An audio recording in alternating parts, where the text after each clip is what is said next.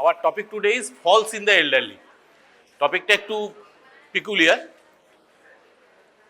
মানে ফলস নিয়ে কি করে একটা লেকচার হতে পারে, কিন্তু ব্যাপার হচ্ছে যে এল্ডারলিদের জীবনে ফলটা খুব ইম্পর্টেন্ট। কারণ পড়ে গিয়ে অনেক কিছু হয়, ফ্র্যাকচার হতে পারে, নানা রকম লিমিটেশন অফ ডেইলি লাইফ হতে পারে, অনেক সময়ে এর থেকে মানুষ বেডরিডেন হয়ে যায় এবং একটার পর একটা কোমরবিডিটি হতে হতে আস্তে আস্তে পেশেন্টের মৃত্যুর মুখে গিয়ে যায়। So fall is a very important issue. কেন হচ্ছে, কি করা যেতে পারে, কিভাবে প্রিভেন্ট করা যেতে পারে, এবং few comorbidities associated with it, এগুলো নিয়ে একটু আলোচনার দরকার আছে। Around 30% of people above 65 years fall each year. এটা হচ্ছে সারা পৃথিবী জুড়ে স্ট্যাটিস্টিক্স, কান্ট্রি টু কান্ট্রি কিছুটা ভ্যারি করতে পারে, কিন্তু এটা একটা ওয়ার্ল্ড ওয়াইড স্ট্যাটিস্টিক হচ্ছে এটা। 65 বছরের ওপরে যত মানুষ, তাদের মধ্যে অ্যাটলিস্ট 30% বছরে অন্তত একবার পড়ে যান। সেটা 80 বছরের ওপরে যায় যে এজ গ্রুপ, তাদের ক্ষেত্রে শেষ ইনসিডেন্সটা বেড়ে দাঁড়ায় 40%। Fortunately, only 10 to 15% of these falls result in a serious injury. Serious injury মানে কি? কোনো ফ্র্যাকচার, কোনো head injury, etcetera. Often injury to the internal organs in the abdomen, like this. 90% of the hip fracture in the age group are due to falls. Fracture neck femur যেগুলো হয়ে যায় এই age গ্রুপে above 80, তার মধ্যে 90% হয় এই ধরনের ইনঅ্যাডভার্টেন্ট সাডেন ফলের জন্য। And this also leads to loss of confidence and fear. This is very important. একটা বয়স্ক মানুষ হঠাৎ করে পড়ে গেলেন বা ব্যালেন্স রাখতে পারলেন না, সেটাতে তার যে কনফিডেন্সটা শ্যাটার্ড হয়ে যায়, তারপর থেকে তিনি হাঁটতে ভয় পাবেন, বেরোতে ভয় পাবেন, স্বাভাবিক একটা কাজ করতে ভয় পাবেন। এর থেকে কনফিডেন্সও কমে যায়, মোবিলিটি কমে যায়, আর তার থেকে একটার পর একটা অন্যান্য প্রবলেম আসতে শুরু করে। এর আগে আমরা যেদিন সার্জিক্যাল প্রবলেমস নিয়ে আলোচনা করেছিলাম তখন বলেছিলাম যে সিগনিফিক্যান্ট ইন্টারনাল ইলনেসের অ্যাটিপিক্যাল সিমটমস কী কী হতে পারে। তার মধ্যে একটা হচ্ছে falls. Falls are one of the classical atypical presentations of acute illness in old and frail people.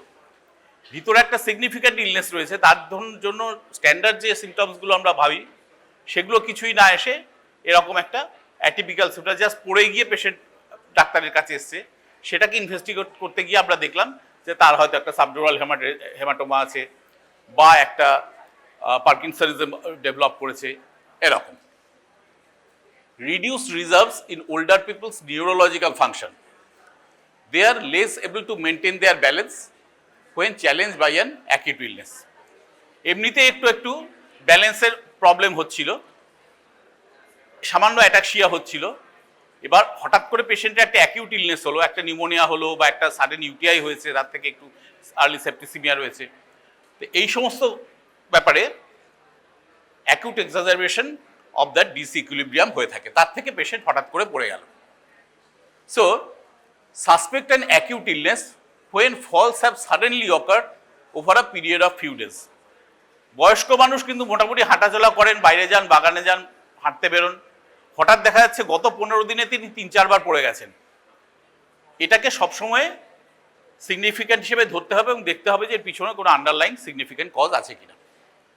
A proportion of older people who fall have actually a syncopal attack. সাধারণ পড়ে যাওয়া নয়, পেশেন্ট হাঁটতে হাঁটতে টেম্পোরারি একটা loss of consciousness হয়েছে বা severe depression of consciousness হয়েছে, পেশেন্ট পড়ে গেছেন। পড়ে যাওয়ার পর সেটা একটা সিঙ্কোপাল অ্যাটাক। পড়ে গিয়ে যখনই তিনি অনুভূমিক হয়ে গেছেন, হরাইজন্টাল হয়ে গেছেন, ব্রেনে ব্লাড সাপ্লাইটা রেস্টোর হয়েছে, উইদিন ফিউ সেকেন্ডস আর হাফ আ মিনিট পেশেন্ট আবার রিকভার করেছেন, আস্তে আস্তে উঠে বসেছেন। So ask about any loss of consciousness and investigate accordingly. যখনই পেশেন্ট এসে বলবেন যে আমি পড়ে গেছিলাম, তোমাকে জিজ্ঞেস করতে আপনি কি পড়ে আপনার পুরো জ্ঞান ছিল, সবার কথাবার্তা শুনতে পাচ্ছিলেন, না কয়েক সেকেন্ডের জন্য হলো আপনি একদম অন্ধকার দেখেছিলেন, কারো কথা বুঝতে পারছিলেন বা শুনতে পাচ্ছিলেন না। রিস্ক ফ্যাক্টর কি কি? 1 নম্বর মাসেল উইকনেস, দ্বিতীয়ত যদি হিস্ট্রি অফ ফলস থাকে, আগে কম হোক বেশি হোক বারবার ফলের হিস্ট্রি আছে। গেট অর ব্যালেন্স অ্যাবনর্মালিটি যদি থাকে due to whatever reason, parkinsonism হোক বা অন্য কোনো নিউরোলজিক্যাল ডিসঅর্ডার হোক, তার জন্য যদি গেটের প্রবলেম থাকে, হাঁটার আনস্টেবল গেট থাকে পেশেন্টের, বা ব্যালেন্স রাখতে যদি অসুবিধা হয়, সেগুলো অবশ্যই একটা risk factor. Use of a walking aid, যে পেশেন্ট এমনিতেই আগে থেকে স্বাভাবিকভাবে হাঁটতে পারতেন না, একটা ওয়াকিং এড দরকার হতো, তার ক্ষেত্রে ফল হওয়ার সম্ভাবনাটা অনেক বেশি। ভিজুয়াল ইম্পেয়ারমেন্ট, ভালো দেখতে পান না, হয়তো ফিল্ড অফ ভিশনটা কমে গেছে, বা যেটা আরেকটা হয় বয়স্ক মানুষদের, যে ডিস্টেন্সটা অ্যাসেস করতে পারে না। এই হাঁটছি, আমি মেঝেটা কত দূর দেখে সেই অনুযায়ী পাটা ফেলতে পারছি, কিন্তু তার এই অ্যাসেসমেন্টের ক্ষমতাটা কমে গেছে। কোনোটাকে উঁচু দেখছেন, কোনোটাকে নিচু দেখছেন, এই জায়গাটাকে হয়তো উঁচু দেখে এরকম করে পা দিলেন, অথচ সেটা আরও নিচু, উনি ব্যালেন্স না রাখতে পেরে উল্টে গেলেন। এই ভিজুয়াল ইম্পেয়ারমেন্ট থেকে অনেক সময় ফল হয়। আর্থ্রাইটিস, অস্টিওআর্থ্রাইটিস ইন দ্য নি জয়েন্টস পার্টিকুলারলি যদি থাকে, তার জন্য গেট আনস্টেবল হয়, হাঁটতে অসুবিধা হয়, তার থেকে পড়ে যাওয়ার সম্ভাবনা বেশি থাকে। Impaired activities of daily living, depression, cognitive impairments, age যদি ওভার 8 ইয়ার্স হয়, অ্যান্ড ভেরি সিগনিফিক্যান্ট যদি সাইকোট্রপিক মেডিকেশনস খান পেশেন্ট, কারণ এতে হালকা সেডেশন হতে পারে, ডিসওরিয়েন্টেশন হতে পারে, ব্যালেন্স রাখার প্রবলেম হতে পারে, তার জন্য ফল হওয়ার ভয় থাকে। Among patients who have tripped or are uncertain about how they fell, those who have fallen more than once in the last 1 year, and those who are unsteady during a get up or go test, they require further assessment. একটা get up and go বলে test আছে, তাতে পেশেন্টকে চেম্বারে বসতে বলা হয়, খুব সিম্পল টেস্ট, চেম্বারে মানে আউটডোরের ঘরে খুব সহজে করা যায়, 1 মিনিটের মধ্যে বসে আছে, বসে থেকে পেশেন্টকে বলা হলো উঠে দাঁড়ান এবং এখানে 6 স্টেপ আপনি হেঁটে যান। এই ওঠা এবং এই 6 স্টেপ হেঁটে যাওয়া, তার কতটা সময় লাগছে, কতটা ফ্রিলি যেতে পারছেন, কতটা স্বচ্ছন্দভাবে উঠতে পারছেন, এর থেকে একটা অ্যাসেসমেন্ট হয়ে যায় যে তার ব্যালেন্স কেমন আছে এবং তার মাসেল পাওয়ার কেমন রয়েছে, কোনো গেট ইনস্টেবিলিটি রয়েছে কিনা। এর একটা সুন্দর ছবি দেওয়া আছে ডেভিডসনের বইয়ে, ছবিটা আমি তুলে এখানে করতে পারলাম না, একটু টেকনিক্যাল ডিফিকাল্টি হলো তাই রাখতে পারিনি। ডেভিডসনের বইটা খুললেই দেখবে যে ওই জেরিয়াট্রিক্সের চ্যাপ্টারটা শুরুতেই আছে ছবিটা। তো এই পেশেন্টরা যারা পড়ে গেছে, বা যারা পড়ে গিয়ে জানে না কিরকম ভাবে পড়েছিল, মানে তার একটা সিনকোপাল অ্যাটাক হয়েছিল, যারা লাস্ট 1 বছরে একাধিকবার এরকম পড়ে গেছে, আর যাদের এই গেট আপ অ্যান্ড গো টেস্টটা ঠিক নর্মাল লাগছে না, এদের ফার্দার অ্যাসেসমেন্ট করতে হবে। না হলে তুমি যখন একটা আউটডোরে বসে আছো, তোমার তো সারাদিনে 100 পেশেন্ট দেখতে হচ্ছে, তুমি কি সবাইকে অ্যাসেসমেন্ট করতে থাকবে? তা তো পারবে না, তোমাকে একটা স্ক্রিনিং করতে হবে যে কাকে আমি অ্যাসেস করবো, কাকে করবো না। সেই স্ক্রিনিংয়ের মেথডের মধ্যে ফিউ ক্রাইটেরিয়া হচ্ছে এইগুলো। Patients with recurrent falls are usually frail with multiple medical problems and chronic disabilities. Obviously, such patients may present with a fall resulting from an acute illness or syncope, but they will remain at risk of further falls even when the acute illness is resolved. আগে গত 1 বছর হয়তো 1 2 বার পড়ে গেছেন, গত 5-7 দিনে বারবার পড়েছেন, 3 4 বার পড়ে গেছেন, তখন আমরা দেখছি তিনি একটা করে অ্যাকিউট ইলনেস নিয়ে এসেছেন, খুব জ্বর এসেছিল, কয়েকদিন ধরে জ্বরে ভুগছেন, খাওয়া দাওয়া ঠিক মতো করছেন না, হয়তো ইলেকট্রোলাইট ইমব্যালেন্স হয়েছে, এ সমস্ত কারণে বেশি ফল হয়েছে, এসছেন। আমরা এই কারণগুলো আন্ডারলাইন কজটা ধরতে পেরেছি, আমরা সেটা ট্রিটমেন্ট করলাম, 7 দিন 10 দিন ট্রিটমেন্ট করে রুগী সুস্থ হয়ে গেলেন, তিনি বাড়ি চলে যাবেন। কিন্তু তার মানে এই নয়, এই অ্যাকিউট এক্সারবেশনটা হয়েছিল ওনার এই অ্যাকিউট ইলনেসটার জন্য, কিন্তু তার মানে এই নয় যে ইলনেসটা সেরে গেলে তার ফলটা পুরোপুরি সেরে যাবে, কারণ তার আগে থেকে প্রিডিসপোজিং একটা টেন্ডেন্সি টু ফল ছিলই, কাজে সেটা ভবিষ্যতেও হতে পারে। আমাদের অ্যাসেস করতে হবে যে সেরকম কিছু ব্যাপার আছে কিনা, তাহলে তার প্রিভেন্টিভ মেজার আমাদের নিতে হবে। Consider established risk factors if there are problems with muscle strength, যদি ব্যালেন্স নিয়ে কোনো প্রবলেম থাকে, যদি ভিশন নিয়ে প্রবলেম থাকে, কগনিটিভ ফাংশন যদি ডিরেঞ্জ হয় in varying degrees, in those cases identify the cause by appropriate tests. Common pathology কি কি? এল্ডারলি এজ গ্রুপে যার থেকে কমনলি ফল হতে পারে সিভিএ। কি ধরনের সিভিএ? একটা সাবডিউরাল হেমাটোমা আছে, বা পেশেন্টের একটা মাল্টিপল ল্যাকুনার ইনফেকশন আছে, যার জন্য একটা ফ্লোরিড হয়তো হেমিপ্লেজিয়া হচ্ছে না বা প্যারাপ্লেজিয়া হচ্ছে না বা সেরকম কনভালশন হচ্ছে না, কিন্তু মাল্টিপল ল্যাকুনার ইনফ্যাক্স থেকে একটা জেনারেলাইজড সাবঅ্যাকুট কর্টিক্যাল অ্যাট্রফি থেকে আস্তে আস্তে পেশেন্টের এই গেট আনস্টেবিলিটি, ব্যালেন্স ইনস্টেবিলিটি এগুলো হচ্ছে। আর কি? পার্কিনসনিজমস থেকে হতে পারে, osteoarthritis of wait bearing Joints থেকে হতে পারে, মানে বিশেষ করে আমাদের নি জয়েন্টের অস্টিওআর্থ্রাইটিস আর হিপ জয়েন্টের যদি অস্টিওআর্থ্রাইটিস থাকে তাহলে গেট এবং ব্যালেন্সিংয়ের আরও বেশি প্যাথোলজি হয়। Consider DEXA scan in older patients who have got recurrent falls, especially if they have already sustained a pathological fracture. তাদের সবাইকে ডেক্সা স্ক্যান করতে হবে। ডেক্সা স্ক্যান মনে আছে কিনা জানি না, অস্টিওপোরোসিসের সময় আমরা পড়েছি। আচ্ছা, এবার হচ্ছে evidence based interventions to prevent falls in older people. কি কি? Individualised or group strength and balance training or tai chi. Tai chi একটা সাউথ কোরিয়া বেসড একটা লাইফস্টাইল ম্যানেজমেন্ট এখন হয়েছে, হয়তো পরে একটা নেটে দেখলেও দেখতে পাবে। Tai chi is very popular nowadays. এর মধ্যে নানা ধরনের আমাদের যোগার মতো নানা ধরনের মাইন্ড অ্যান্ড বডি ট্রেনিং করা হয় এবং ইউজুয়ালি এগুলো গ্রুপে করা হয়, তাতে এফেক্ট আরও বেটার হয়। Rationalisation of medications, particularly the psychotropic drugs, correction of visual impairment, particularly cataract extraction, home environmental hazard assessment and safety education. বিদেশে বিশেষ করে যেখানে এল্ডারলিরা বাড়িতে একা থাকেন বা হয়তো স্পাউস রয়েছেন, তিনিও একই রকম ফ্রেল এবং বয়স্ক, তার হয়তো মাল্টিপল কোমরবিডিটিস রয়েছে, সেখানে কি করা হয়, সরকার থেকে, সরকারি হেলথ সিস্টেম থেকে তাদের হোম ভিজিট করা হয়। দেখা হয় যে হোম এনভায়রনমেন্টে তার হ্যাজার্ডাস কোনো ব্যাপার রয়েছে কিনা। হয়তো বাথরুম থেকে যেখান থেকে উনি বেডরুমে যান সেই রাস্তাটা এমন একটা আছে বা এমন একটা সিঁড়ি আছে, সেটাতে হয়তো উনি আনস্টেবল হয়ে যান বা সেই জায়গায় স্টেপিংয়ের প্রবলেম হয়। তো সেখানে কি করা হবে, একটা রেলিং দেওয়ার ব্যবস্থা হবে, বা হয়তো স্টেয়ারটাকে নতুন করে একটু রিকনস্ট্রাক্ট করে দেওয়ার ব্যবস্থা হবে। এইরকম নানা রকম জায়গায় কোথায় কোথায় হ্যাজার্ড হতে পারে সেগুলো অ্যাসেস করা এবং তার রিমেডিয়াল মেজার্স নেওয়া। আর কি, calcium and vitamin D supplementation for those in institutional care. খুবই ফ্রেল বয়স্ক মানুষ হোমে থাকেন বা সরকারি কোনো ইনস্টিটিউশনে কেয়ার সার্ভিসে থাকেন, সেক্ষেত্রে তাদের যেহেতু চান্স অফ অস্টিওপোরোসিস, অস্টিওপিনিয়া এগুলো হওয়ার চান্স অনেক বেশি থাকে এবং নিউট্রিশনটা ঠিকমতো কেয়ার ফর হওয়ার চান্সটা সবসময় থাকে না, সেই জন্য এদের রুটিনলি ক্যালসিয়াম এবং ভিটামিন ডি সাপ্লিমেন্টেশন করা হয়। এই স্লাইডের পয়েন্টগুলো বেশিরভাগই আগেরটারই repetition. Prevention of falls and fractures, this prevented by multiple risk factors, intervention. Most effective intervention হচ্ছে balance and strength training by psychotherapist, physiotherapist, assessment of patients home environment for hazards by an occupational therapist, যেটা আগে বললাম। Rationalising the psychotropic medications, this may help to reduce sedation, reduce or stop hypotensive treatment if postural hypotension is present. বেশ কিছু antihypertensive drug আছে, fortunately এখন যেগুলো ব্যবহার হয় তাদের মধ্যে সেরকম ড্রাগের সংখ্যা কম, যেগুলোতে পোস্চুরাল হাইপোটেনশন হওয়ার সম্ভাবনা অনেক বেশি থাকে।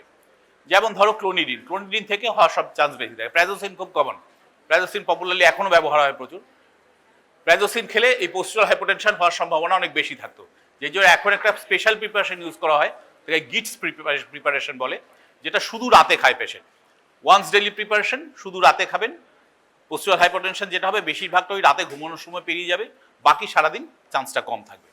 তো এইরকম যে অ্যান্টিহাইপারটেনসিভ মেডিকেশনগুলোতে পোস্চুরাল হাইপোটেনশন হওয়ার চান্স অনেক বেশি থাকে, সেগুলোকে হয় রিপ্লেস করে দেওয়া, না হয় তার ডোজ কমানো, কিংবা এরকম গিটসের মতো কোনো স্পেশাল প্রিপারেশন ইউজ করা, বা একটাই ওষুধকে ফুল ডোজে ইউজ না করে দুটো কি তিনটে ওষুধকে কম কম ডোজে ইউজ করা, যাতে সাইড এফেক্টটা কমে যায়, পোস্চুরাল হাইপোটেনশন হওয়ার চান্সটা কমে যায়। And new glasses or podiatry. New glasses মানে চশমাতে যদি কোনো প্রবলেম থাকে, পাওয়ার এখন যদি কোনো প্রবলেম থাকে, যদি সিলিন্ড্রিক্যাল লেন্স হয় সেইগুলোকে ঠিকঠাক করে অ্যাডজাস্ট করে দেওয়া। আর পোডিয়াট্রি মানে হচ্ছে ফুড কেয়ার বেসিক্যালি। অনেক বয়স্ক মানুষদের অনেকেরই ফুড নিয়ে নানা রকম প্রবলেম হয়, সেই ব্যাপারগুলোকে অ্যাড্রেস করার জন্য বিদেশে বিশেষ করে একটা separate stream of medical management হয়েছে এখন, তাদের বলা হয় পোডিয়াট্রিস্ট। তারা শুধু পায়ের ব্যাপারগুলো নিয়ে, পায়ের মেকানিক্যাল এবং নিউরোলজিক্যাল ব্যাপারগুলো নিয়ে কাজকর্ম করেন। পোস্চুরাল হাইপোটেনশন নিয়ে আরেকটু ডিটেলে যদি কথা বলি আমরা, ম্যানেজমেন্ট কি কি আসবে, কারেকশন অফ ডিহাইড্রেশন। কোনো অসুখের জন্য হোক, ডায়রিয়া বা এক্সেসিভ সোয়েটিং বা বেশি বমি হচ্ছে, এরকম কিছুর জন্য ডিহাইড্রেশন হতে পারে, বা বয়স্ক মানুষ অল্প অল্প ভুগছেন, কিছুদিন ধরে ঠিকমতো খাওয়া দাওয়া করেননি, খুব গরমের দিন, যেটা আমাদের এখানে খুব হয়, তা খেয়ে আস্তে আস্তে আস্তে আস্তে একটা ক্রনিক ডিহাইড্রেশন হয়ে রয়েছে পেশেন্টের, সল্ট ইমব্যালেন্স হয়েছে, প্রচুর হাইপোনাইট্রিয়ামিয়া হয় আমাদের এখানকার পেশেন্টদের এই জন্য। তো এই ডিহাইড্রেশনটা কারেক্ট করতে হবে, না হলে এর জন্যই পোস্চুরাল হাইপোটেনশন হতে পারে। head up tilt of the bed. Support stockings, older patients may struggle to get these on. Support stockings কিরকম, দুটো পাই একদম পা থেকে এখান অবধি টাইট ইলাস্টিক স্টকিং পরিয়ে দেওয়া হয়, তাতে পা থেকে ভেনাস রিটার্নটা অনেক বেটার হয়, বিশেষ করে কাপ মাসলগুলো যেখানে ব্লাডের পুলিং হয় ইন লাইং পশ্চার, সেখান থেকে এই টাইট স্টকিংগুলো পরলে রিটার্নটা অনেক বেটার হয়। তবে প্র্যাকটিক্যাল প্রবলেম যেটা এখানে মেনশন করা হয়েছে, যেহেতু টাইট আর পেশেন্টরা এমনি অনেক ফ্রেল, মাসেল পাওয়ার কম, তাদের পক্ষে নিজে নিজে ওটা পড়া খুব মুশকিল হয়। সাধারণত একজন কেয়ার গিভারকে বা নার্সকে ওটাকে পরিয়ে দিতে হয়। এবং অনেক সময় বলা হয় যারা অতটা বেশি অসুস্থ না তাদের বলা হয় যে রাতে শোয়ার সময় ওটা খুলে রাখবেন, আর বাকি দিনের বেলা যতক্ষণ আছেন, যখন সোজা আছেন বা পা ঝুলিয়ে বসবেন না এরকম, তখন ওটা পরে থাকবেন। Non steroidal anti inflammatory drugs কিভাবে এরা কাজ করে না, increase circulating volume via salt and water retention. তাহলে কি হবে, ভলিউমটা বাড়বে, ভলিউমটা বাড়লে পোস্টারাল হাইপোটেনশন হওয়ার চান্সটা কমবে। কিন্তু এক্ষেত্রে গ্যাস্ট্রিক ইরিটেশন আর রেনাল সাইড এফেক্টস হওয়ার একটা চান্স থাকবে, কাজেই পেশেন্ট সিলেকশনটা জরুরি। আর একটা drug that is fludrocortisone, this also causes salt and water retention,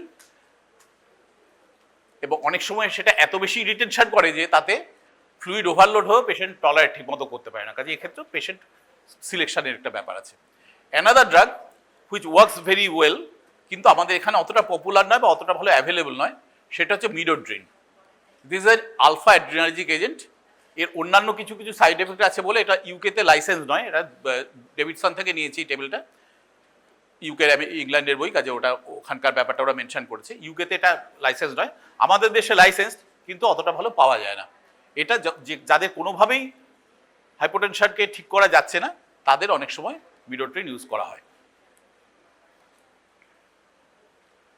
আচ্ছা, এই ফলসের সাথে এল্ডারলি এজ গ্রুপে খুব ইন্টিমেটলি রিলেটেড হচ্ছে অস্টিওপোরোসিস, যেটা আমরা আগে একটা ফুল লেকচার করেছিলাম, কিন্তু প্রায় 1.5-2 মাস আগের কথা, হয়তো তোমরা অনেকটা ভুলে গেছো। ওই জন্য আমি অস্টিওপোরোসিসের কয়েকটা স্লাইড এখানে রিপিট করেছি, যাতে এগুলোকে আরেকবার মনে করে নেওয়া যায়। This clinical features is of osteoporosis, সেটা লেখা নিয়ে এখানে। মোস্টলি অস্টিওপোরোসিসগুলো অ্যাসিমটোম্যাটিক হয় until a pathological fracture occurs. Commonest sites for osteoporotic fracture কি কি? Spinal fracture, peripheral fracture like Colles fracture and hip fracture, এই তিনটে হচ্ছে সবচেয়ে কমন। স্পাইনাল ফ্র্যাকচার কিভাবে প্রেজেন্ট করবে? Acute backache, gradual weight loss and kyphosis with chronic pen.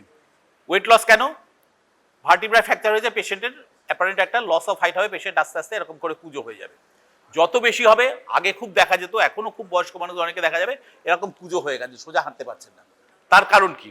তার kyphosis হয়ে, আর পার্মানেন্ট কাইফোসিস হয়ে গেছে due to vertebral fracture or pull by the ligaments and muscles around the pelvic girdle. তার জন্য patient এরকম ভাবে কুঁজো হয়ে গেছে, অনেক মানুষকে দেখতে পাবে।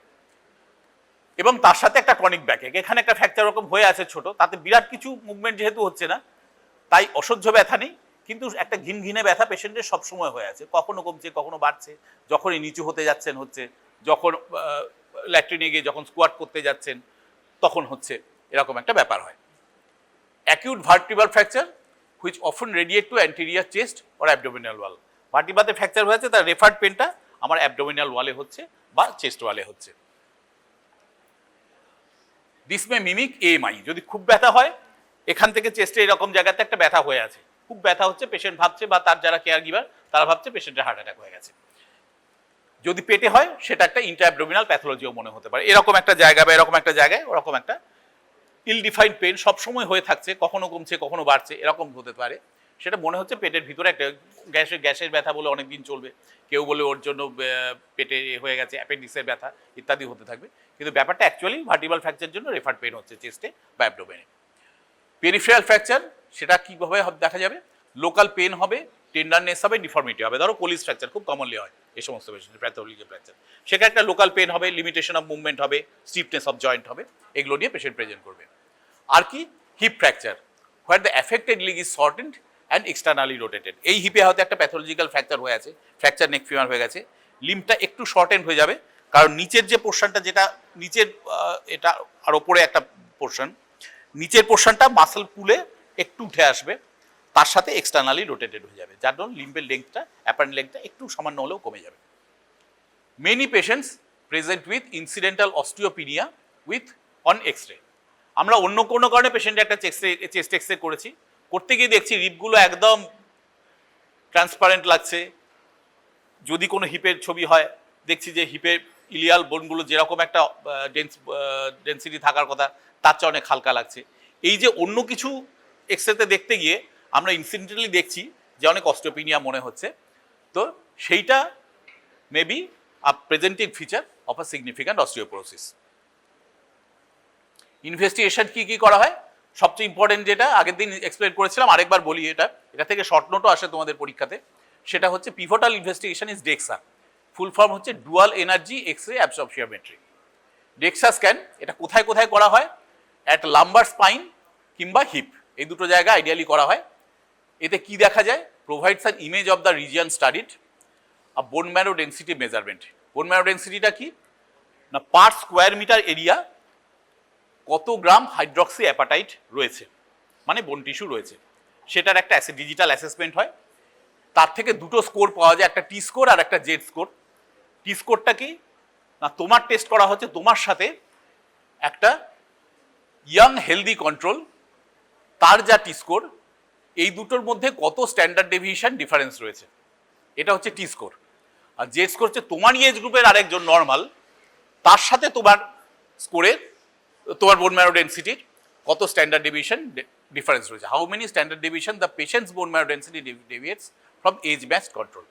মানে তোমার সাথে আমার যদি করা হয় সেটা হচ্ছে টি স্কোর, আর আমারই বয়সে একজনের সাথে যদি হেলদিয়ারের সাথে যদি আমার করা হয় তাহলে হচ্ছে জেড স্কোর। ঠিক আছে, এবার এই টি স্কোরটা যদি -1 to -1 2.5 হয়, মানে তোমার যা টি স্কোর তার থেকে আমার টি স্কোর যদি 1 স্ট্যান্ডার্ড ডেভিয়েশন কম হয় বা তার থেকে 2.5 স্ট্যান্ডার্ড ডেভিয়েশন অবধি কম হয়, তাহলে সেটাকে আমরা বলবো অস্টিওপিনিয়া, মানে বোন ডেন্সিটি কমেছে।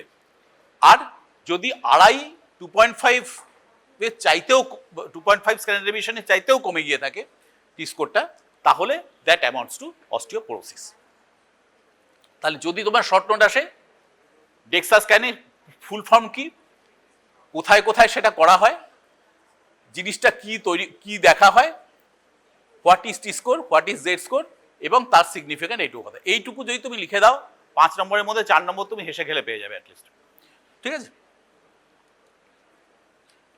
ইন্ডিকেশনস ফর বোন ডেন্সিওমেট্রি। এই ডেক্সা স্ক্যান আমরা কখন কখন করব? Low trauma fracture age above 50 years, 50-এর পর বয়স, সেরকম একটা ট্রমা কিছু না, আমি যেতে যেতে জাস্ট হোঁচট খেয়ে পড়ে গেছি, আমার দেখা গেল এখানটা ফ্র্যাকচার হয়ে গেছে। তো এইরকম একটা লো ট্রমা থেকে যদি ফ্র্যাকচার হয়ে যায় 50 এরপরে এজ গ্রুপে, সেটা হচ্ছে একটা indication.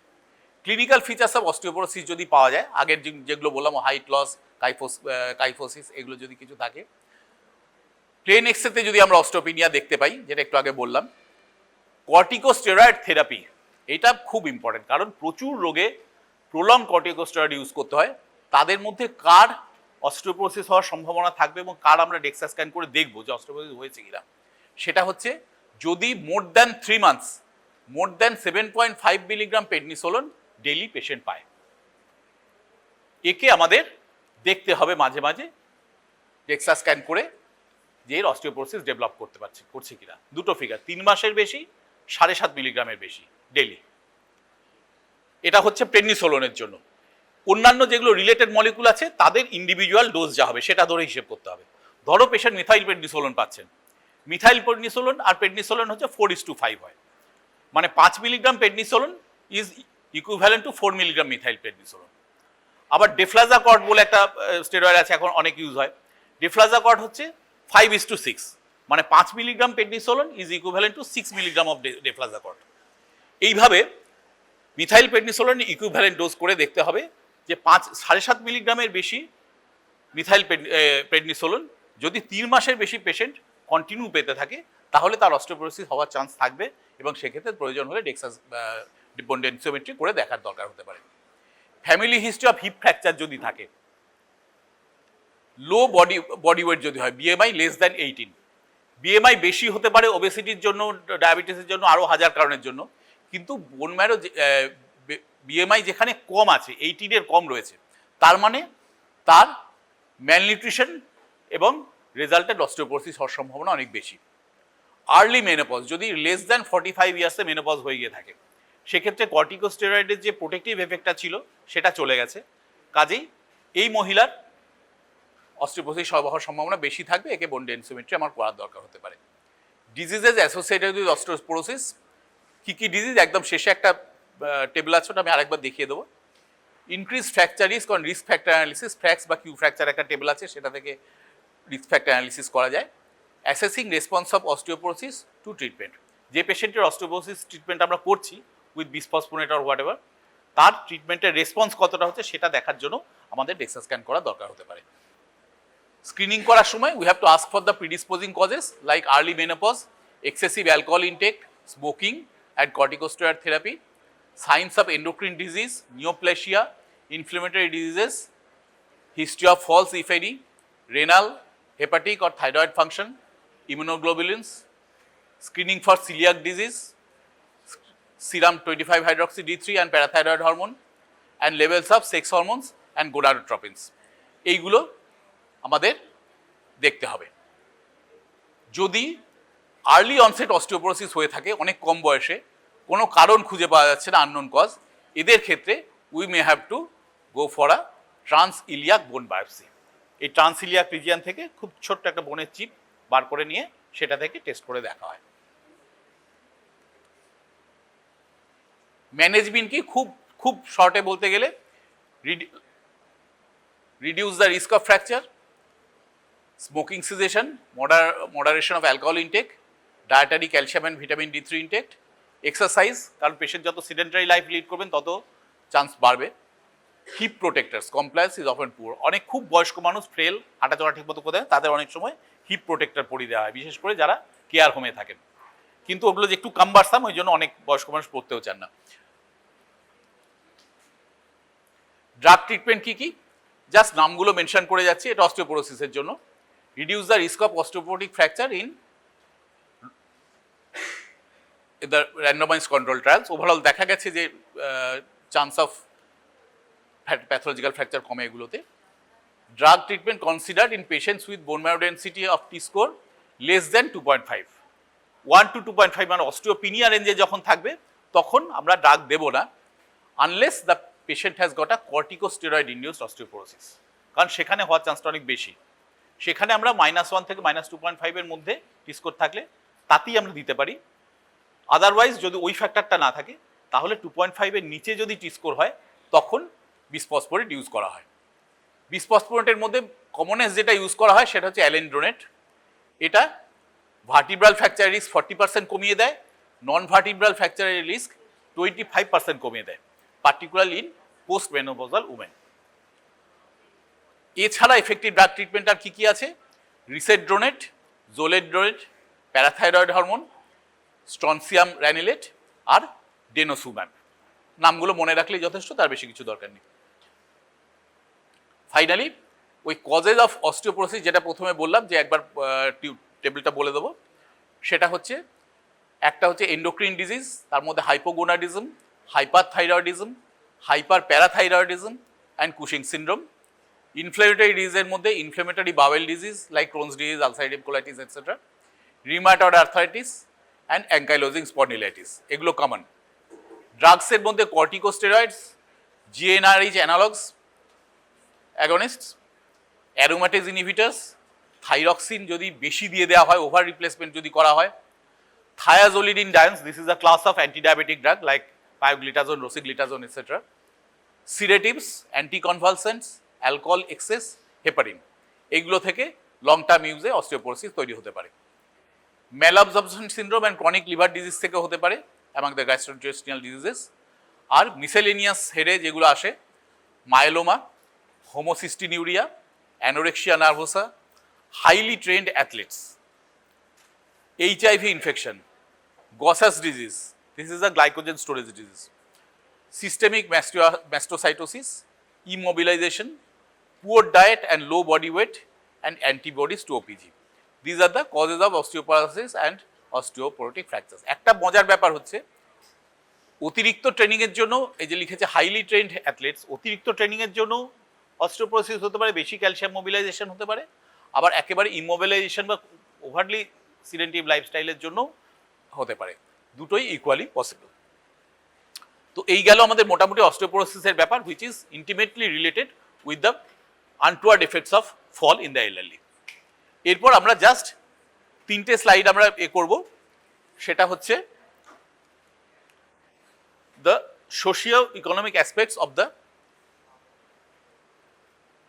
Effects of ageing on the world population. এটা নিয়ে অনেক কিছু বলা আছে, তোমাদের অত কিছু দরকার নেই, আমি জাস্ট 3টে স্লাইডের মধ্যে জিনিসটা খুব শর্ট করে দিয়েছি, এটুকু জেনে রাখলেই যথেষ্ট। In UK population is increasing by 11% over last 30 years, but population above 65 years is increasing by 24%. মানে কি হলো, ওভারঅল পপুলেশন বেড়েছে 30 বছরে মাত্র 11%, কিন্তু 65-এর ওপরে মানে সিনিয়র সিটিজেন ওদের বেড়ে গেছে 24%। মানে কি ইয়াং পপুলেশনটা কমে গেছে অনেকটা। এটা আমরা আমাদের দেশে অতটা বেশি বুঝতে পারবো না, যদিও আমাদের দেশেও এই ট্রেন্ডটা আছে, কিন্তু আমাদের দেশে যেহেতু ইয়াং পপুলেশন এখন একটা বিরাট বড়, সেহেতু আমরা এই ডেমোগ্রাফিক শিকটা অতটা বুঝতে পারি না, কিন্তু ইউরোপে এটা খুব ভালো মতো বোঝা যায় যে ইয়াং পপুলেশন খুব কমে গেছে, ওভার এল্ডারলি পপুলেশন সেই তুলনায় পার্সেন্টেজ অনেক বেড়ে গেছে। তো তার তাৎপর্যটা কি, old age dependency ratio, that is number of people in working age for every person on retirement age, এই ওল্ড এজ ডিপেন্ডেন্সি রেশিওটার উপর একটা সিগনিফিক্যান্ট ইম্প্যাক্ট পড়ছে। এই ওল্ড এজ ডিপেন্ডেন্সি রেশিওটা ইম্পর্টেন্ট কেন না, প্রতি এল্ডারলি পার্সন মানে যার অ্যাভাব রিটায়ারমেন্ট এজ, তার জন্য কটা লোক যে কাজ করছে এবং ইনকাম করছে কটা লোক আছে। কারণ কি, ওনাকে দেখার জন্য আমাদের সরকারকে যে খরচ করতে হচ্ছে, ওদের দেশে যেহেতু পুরোটাই ন্যাশনাল হেলথ সার্ভিস বা সরকারি সিস্টেম থেকে যেটা করা হয়, কাজেই তার সেটার জন্য যে ট্যাক্স লাগে বা যে সরকারকে যে অ্যালোকেশন করতে হয়, সেইটা আসছে কাদের, যারা ট্যাক্স পেয়ার তাদের থেকে। এবার একজন এল্ডারলি পেশেন্টের জন্য কজন ট্যাক্স পেইং পার্সন আছে, মানে যিনি ওয়ার্কিং বা চাকরি করেন বা নিজে কিছু ইনকাম করেন। যদি দেখা যায় যে প্রতি অ্যাবাভ 65 লোকের জন্য 5 জন ওয়ার্কিং লোক আছে, তার মানে 5 জন ওনারটা পে করতে পারছে। সেই সংখ্যাটা যদি 2 হয়ে যায়, তার মানে ওই খরচটা পে করার জন্য মাত্র 2টো লোক রয়েছে। মানে তাদের উপর ইকোনমিক বার্ডেনটা অনেক বেশি পড়ে যাচ্ছে। সরকারের উপর বার্ডেন মানে কি, মানুষের উপর বার্ডেন। আজকে সরকার যেটা খরচ করছে সেটা তো আমরা ট্যাক্স দিচ্ছি, তার উপর তো সরকার খরচ করছে। সরকার তো একটা অ্যাবস্ট্রাক্ট জিনিস নয়, তুমি আমরা যে খরচ দিচ্ছি, আমি হয়তো ইনকাম ট্যাক্স দিচ্ছি, তুমি হয়তো দিচ্ছ না, বাট তুমি যতগুলো জিনিস কিনছো তার উপর তুমি তো একটা সেলস ট্যাক্স দিচ্ছ। কাজে তোমারও একটা এই আমাদের গভর্নমেন্ট চালানোর পিছনে তোমারও একটা বিরাট অবদান রয়েছে, ঠিক আছে। এবার এই যে মানুষগুলোর জন্য যে খরচটা করতে হচ্ছে এল্ডারলির জন্য, সেই খরচটা করার জন্য আমরা কজন আছি, এই ওল্ড এজ ডিপেন্ডেন্সি রেশিওটা দেখা যাচ্ছে ওই সব দেশে কমে আসছে। মানে আগে হয়তো একটা এল্ডারলি এজ পার্সনকে সাস্টেন করার মতো 5 জন লোক ছিল, এখন সেটা হয়ে গেছে 3 জন। তার মানে ইকোনমির উপর চাপ বাড়ছে। Young people support the elderly directly through living arrangements, মানে যারা বাড়িতে একসাথে থাকেন তারা দেখাশোনা করছেন বা তার জন্য পে করছেন, and financially by taxations and pension contributions. এই ডিরেক্টলি এবং ইনডিরেক্টলি ইয়াং পিপলরা এল্ডারলি পিপলদের সাস্টেন করছে। So rates of disability and chronic illness is increasing sharply with aging, and this has got a major impact on health and social services. 2/3 of the world population above 65 years live in developing countries at present, and this is projected to rise to 75% by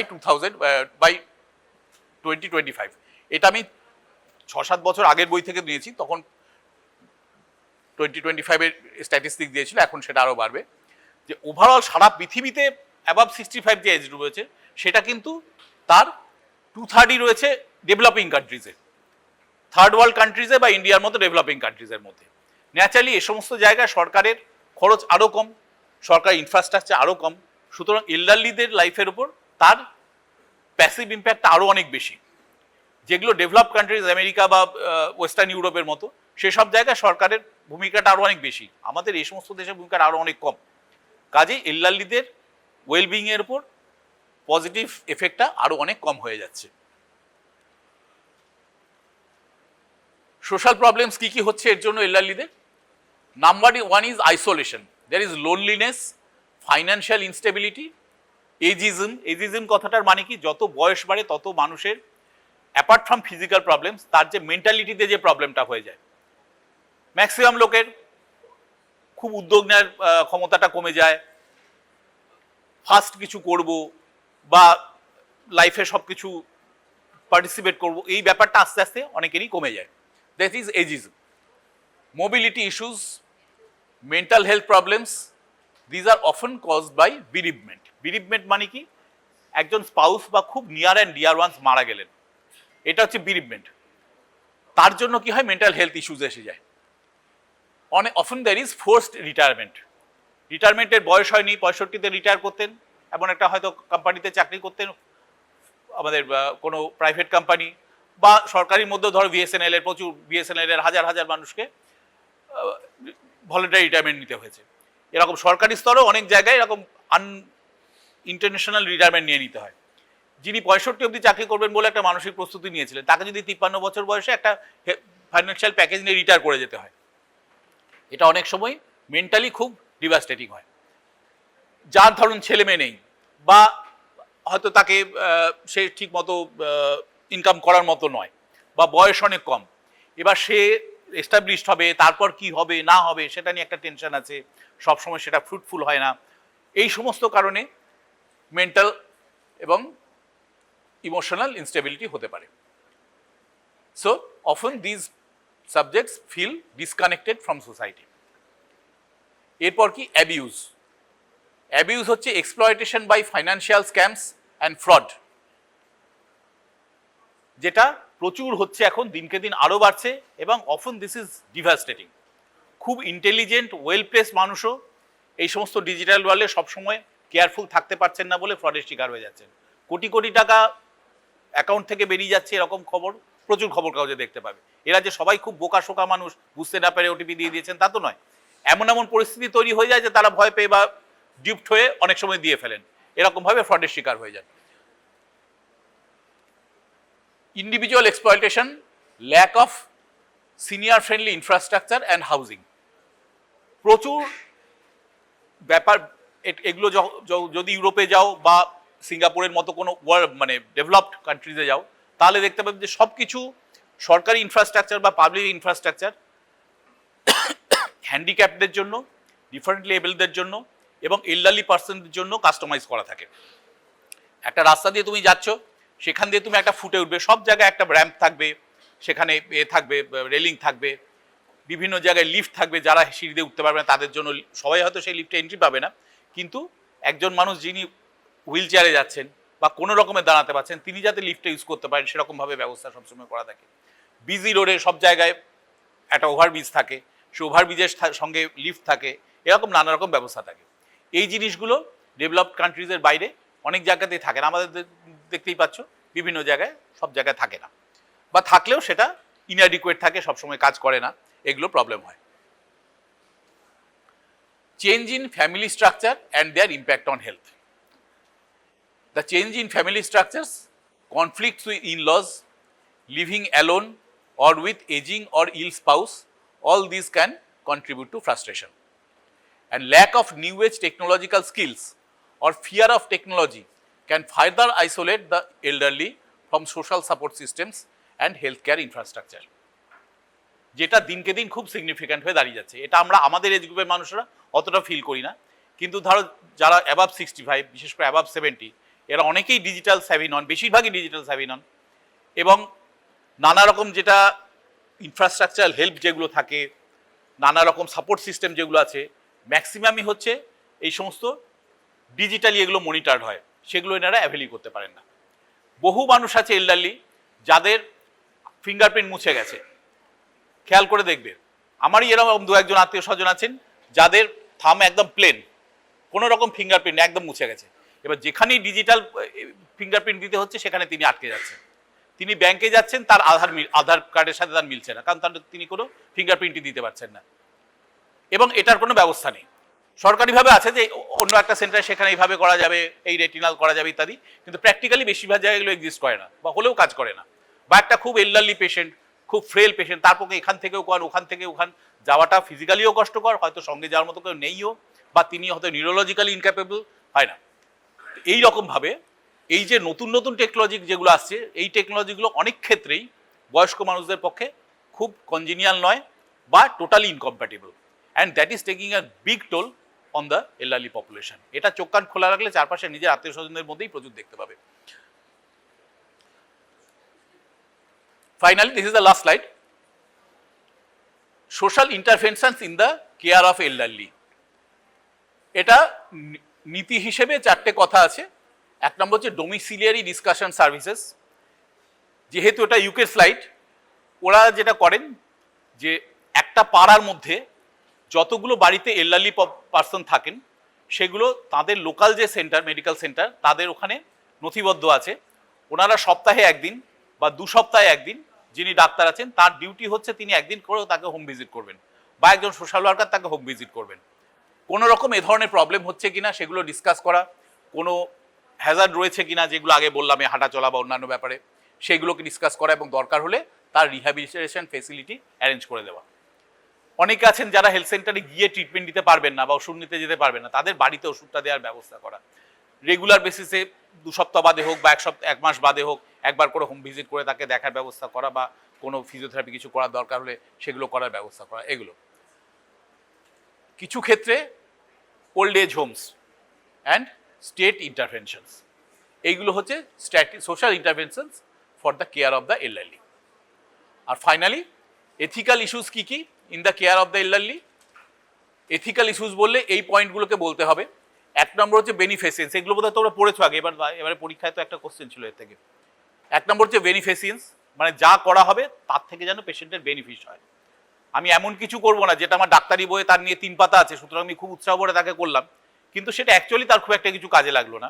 এরকম জিনিস বেশি না করাই ভালো। নন ম্যালিফিসিয়েন্স, আমি এমন কিছু treatment বা কিছু করব না যাতে তার উপকার তো হলোই না, তার আরো ক্ষতি হয়ে গেল, সেটা আমি কখনো করব না। নন ম্যালিফিসিয়েন্স। ফিউটিলিটি অফ ট্রিটমেন্ট, কিছু ট্রিটমেন্ট আছে যেগুলো অ্যাকচুয়ালি পেশেন্টের খুব একটা কাজে লাগবে না। পেশেন্টের হয়তো লাইফ এক্সপেক্টেন্সি আর 3 বছর কি 4 বছর, তাকে আমি এমন একটা জিনিস করলাম যেটা আমি 10 বছর বাদের কথা চিন্তা করে করছি, সেটাকে আমি বুঝতে হবে। একজন পেশেন্টের হয়তো 90 বছর বয়স, তাকে আমি 20 মিলিগ্রাম করে অ্যাটরভাস্ট্যাটিন বা রসুভাস্ট্যাটিন দিতে যাব না উইথ দ্য আইডিয়া যে এটা ওনার অ্যাথেরোস্ক্লেরোসিস প্রিভেন্ট করবে। 90 বছর 91 বছর তার অ্যাথেরোস্ক্লেরোসিস প্রিভেন্ট করে আমার কি হবে? তার যে অ্যাথেরোস্ক্লেরোসিস হয়ে গেছে এবং সেটা থেকে আর ফার্দার কিছু নতুন করে হবে 5 বছর বাদে, সেই চিন্তা করে আমি কিছু করব না। এই রকম মানে ফিউটিলিটি অফ ট্রিটমেন্ট কি কি ক্ষেত্রে আছে সেটা দেখে আমাকে ট্রিটমেন্টটা করতে হবে। Confidentiality, this is very important. আমরা অনেক কিছু খুব ক্যাজুয়ালি করি, আমাদের এটা অভ্যাস। আমরা একটা পেশেন্টের প্রেজেন্টেশন আমি একটা সোশ্যাল মিডিয়াতে দিয়ে দিলাম, আমি এই পেশেন্টটা এই করেছি, দারুণ ক্যালি করেছি, আমি করে তার পেশেন্টের ছবি টবি দিয়ে তার নাম দিয়ে দিলাম, কিন্তু তার মানে প্রাইভেসিটা তো হলো। 1000 লোক সেই ছবিটা দেখলো, তারা জেনে গেল যে এই লোকটা এই নাম, তাদের মধ্যে কিছু লোক হয়তো এনেকে চেনেন, তিনি তার কথাগুলো জেনে গেলেন। পেশেন্ট তো নাই চাইতে পারেন যে তার এই ব্যাপারটা অন্য কেউ জানে। সুতরাং যদি দিতেই হয় আমাকে তার ফেসটাকে ডিফেম করে দিতে হবে, নামের জায়গাটা হয় মেনশনই করা চলবে না বা মুছে দিতে হবে। যদি আমি প্রেসক্রিপশনটা প্রেজেন্ট করি বা রিপোর্ট প্রেজেন্ট করি সেখানে নামের জায়গাগুলোকে আমাকে ইরেজ করে দিতে হবে, so that the privacy is maintained. Autonomy and informal consent, বেশিরভাগ ট্রিটমেন্টের সময় তাকে তার ইনফর্মালি একটা কনসেন্ট নিতে হবে এবং অটোনমি মানে সেটা করতে গিয়ে তার ইচ্ছা অনিচ্ছাকে আমাকে গুরুত্ব দিতে হবে। ফিজিশিয়ান পেশেন্ট রিলেশনশিপ মেনটেন করা, বিশেষ করে এল্ডারলি এজ গ্রুপে খুব ইম্পর্টেন্ট। ট্রুথ টেলিং, মিথ্যে কথা বলে কিছু করা চলবে না। হ্যাঁ হ্যাঁ হয়ে যাবে, এই করবেন সেই করবেন, হ্যাঁ তার অনেক বড় বড় কথা বলে দিলাম, অ্যাকচুয়ালি সেগুলো কিছুই হয় না। এই মিথ্যে কথা বলা চলবে না। তুমি ফলস প্রমিস পেশেন্টকে কখনো দেবে না। যেটা বুঝতে তুমি নিজেই জানো যে এটা থেকে বিরাট কিছু উপকার নাও হতে পারে, তুমি বলবে যে এটা করা হয়, কিছু ক্ষেত্রে উপকার হয়, সবার হয় না, তবে এটা করে আপনার ক্ষতি কিছু হবে না, এই হতে পারে, আপনি যদি বলেন তাহলে আমি করব। Approach should be like this. Non abandonment, কোনো অবস্থাতেই তুমি পেশেন্টকে ছেড়ে দিতে পারবে না যে তুমি এবার বুঝে করো আমি চললাম, আমার উইকেন্ড আছে, আমি আজকে শুক্রবার আমি চলে যাব মাছ ধরতে, সুতরাং 2 দিন তুমি যা খুশি করো, কিছু হলে তুমি ইমার্জেন্সিতে করো, কন্ট্যাক্ট করো, এই বলে তুমি পেশেন্টকে অ্যাবান্ডন করতে পারো না কখনো। তোমাকে যদি যেতেই হয়, তোমার যদি আর্জেন্ট ফ্যামিলি বিজনেস তোমার ডাক্তারের থাকতেই পারে, কিন্তু you have to make alternative arrangements. তোমাকে কাউকে ব্যবস্থা করতে হবে, তার ফোন নাম্বার দিতে হবে, দরকার হলে তাকে বলে দিতে হবে যে না এই আছে এই প্রবলেম, একটু খোঁজ রেখো ভাই, বা দরকার হলে করা কিছু একটা সলিড অ্যারেঞ্জমেন্ট করে তোমাকে যেতে হবে। You cannot abandon the patient like this. তুমি একটা ছোট হসপিটালে আছো বা নার্সিংহোমে আছো, তুমি একটা পেশেন্টকে রেফার করে দিলে কোথাও, করে তার বাড়ির লোককে বলেন যান আপনি নিয়ে চলে যান, you cannot do that ideally. আমাদের এখানে হই হই করে এগুলো করা হয়, কিন্তু this is not the way. যেভাবে সমাজ এগোচ্ছে, তোমরা যতদিনে ডাক্তার হবে, প্র্যাকটিস করবে, প্রফেশনাল লাইফে নামবে, তখন এগুলো আরও অনেক বেশি সিগনিফিক্যান্ট হয়ে দাঁড়াবে।